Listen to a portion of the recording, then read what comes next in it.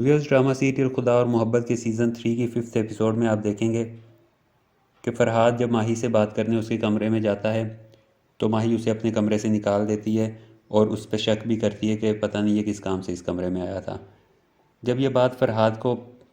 कही जाती है तो फ़रहाद इस पर बहुत ही बदज़न होता है। वो इसलिए कि फ़रहाद पहले भी माही की दोस्त से कह रहा था कि दोस्ती में, मोहब्बत में और रिश्ते बनाने में अमीरी गरीबी का ख्याल रखा जाता है और मैं आपकी निस्बत बहुत गरीब इंसान हूँ।